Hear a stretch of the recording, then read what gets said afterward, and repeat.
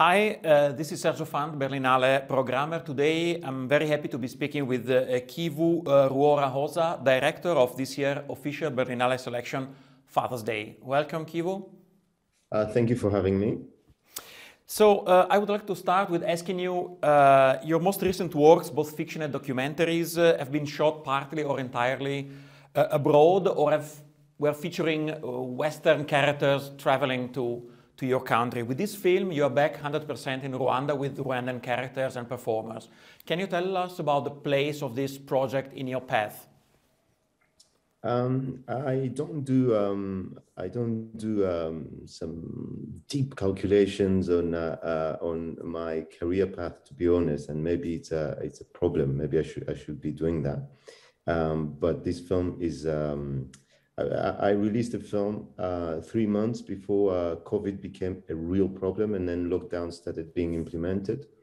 So that film was effectively killed by COVID, and it was a decent film that we had put a lot of effort into, and it had premiered at a very good festival, IDFA, in competition, but COVID killed it in its taking off phase.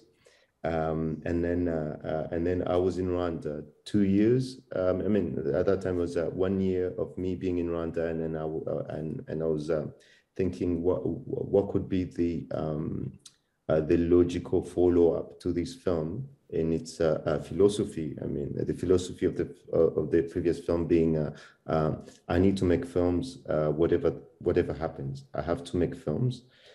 Because I'm an African film director, and we don't have funding mechanisms, and we don't have easier access to the resources we need to make the ambitious films we have in our mind.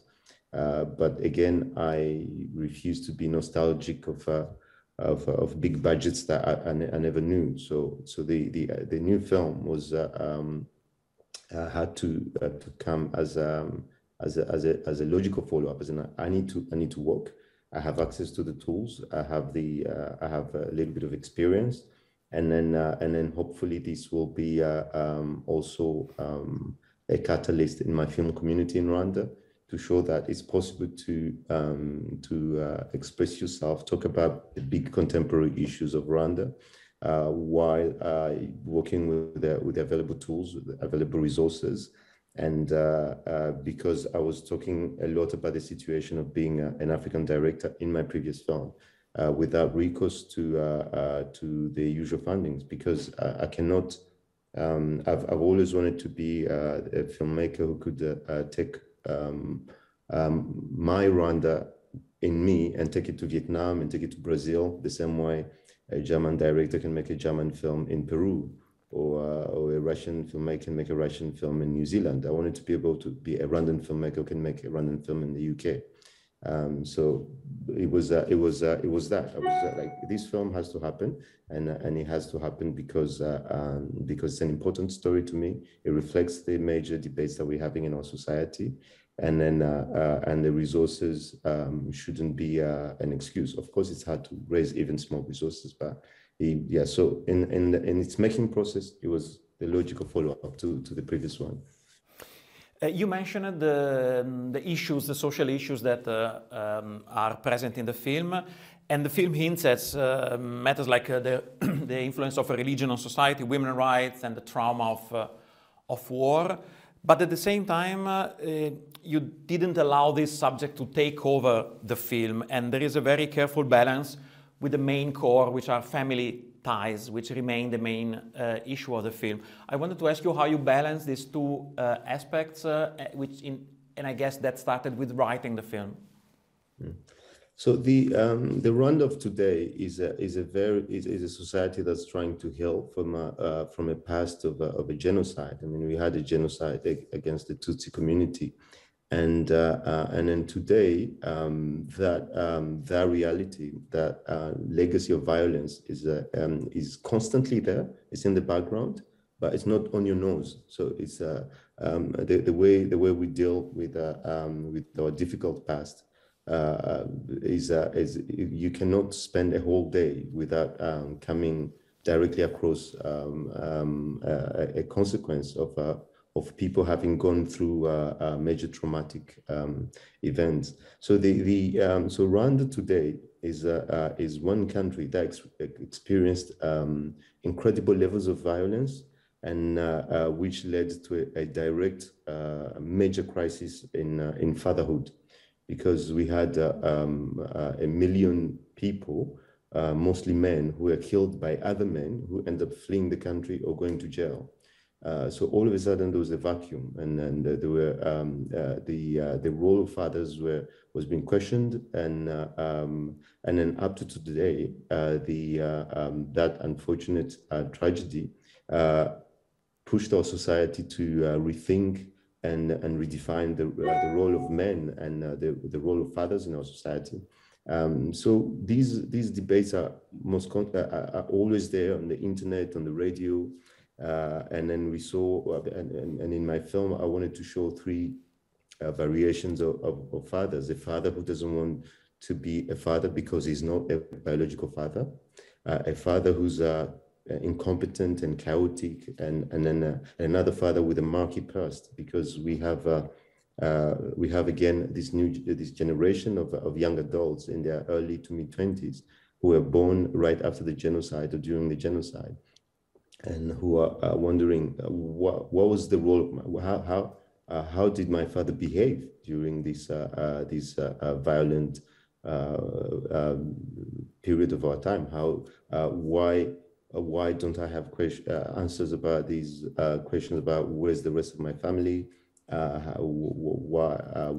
are we not maybe talking to the rest of to this part of my family? Why is my father not so outspoken about certain issues? So there are all those issues in Rwanda, but they're very subtle. We understand them, and we talk about them. And then I wanted to have that subtlety and that nuance reflected in the film. I didn't want to have things in your face, like some, yeah. And then also religion, the way we rely, or the way we go back to religion after a major betrayal of Catholicism on our society. But still, the society went back to it because I guess it's a legacy of colonialism, as in when the sources of meaningfulness and meaning that were rooted in tradition have been completely destroyed. Then you have all these characters who go back to Christianity, relying on Christianity to try and make sense of their world. But again, all these things in our society, they just they are fluid. We see them, and but again, some people say that we're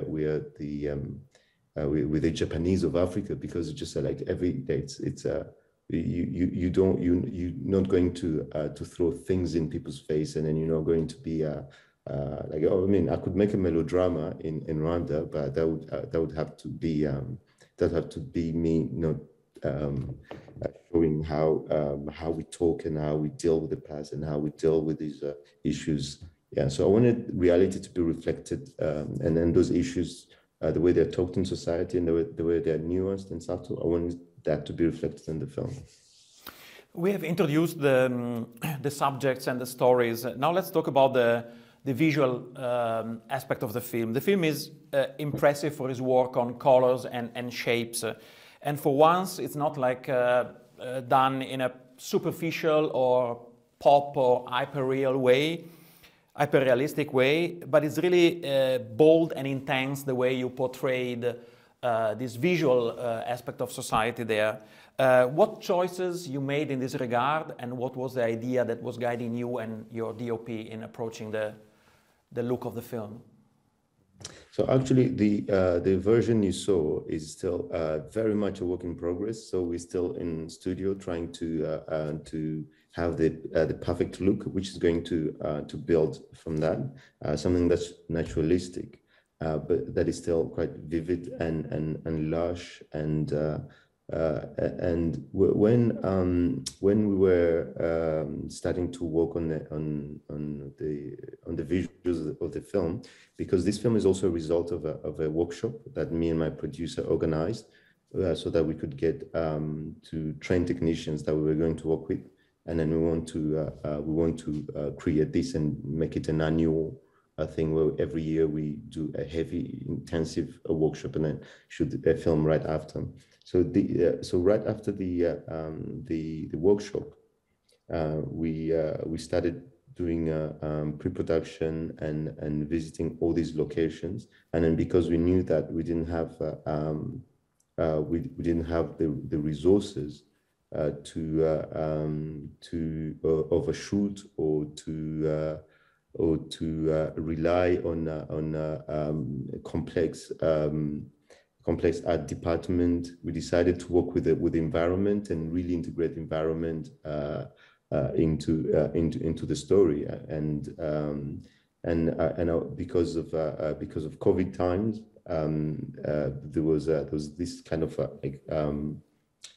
this claustrophobic life that were being imposed, and then the moment characters stepped out, I mean, just everything felt so green and refreshing, and then so I wanted to bring that sense of rediscovering the beauty around us, and without being heavy on like the urban settings, like super modern Kigali. Yeah, so I wanted to show the beauty around us after like weeks of being indoors, because you could tell that people are wearing masks, and it was right after, without again talking about COVID as a subject, you could tell that people are just like stepping out. But again, I didn't want to do the miserabilistic like images that we are imposed sometimes, or do like touristic, like super urban, look, we are modern to kind of images. So I wanted to show like the beauty that people were feeling surrounded by when we got out of our first lockdown.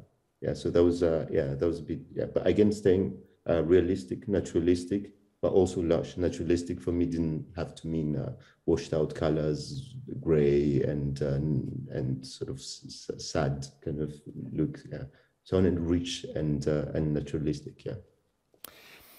One gets the impression that you believe that is in women the hope for a step forward from the past and for a better future. And in this, you found two wonderful performers that really helped embody this spirit and this hope. Can you tell us about the work with your two main female protagonists in the film and what they mean in the story? So my previous films had women had very secondary roles and then I had very candid discussions with my female friends about the way I wrote women, and then the way I can write better roles for women. So I wanted to make a film about two women dealing with consequences of the patriarchy in the way they're reflected in their relationship with a father and with a man who refuses to be a father of another woman's child.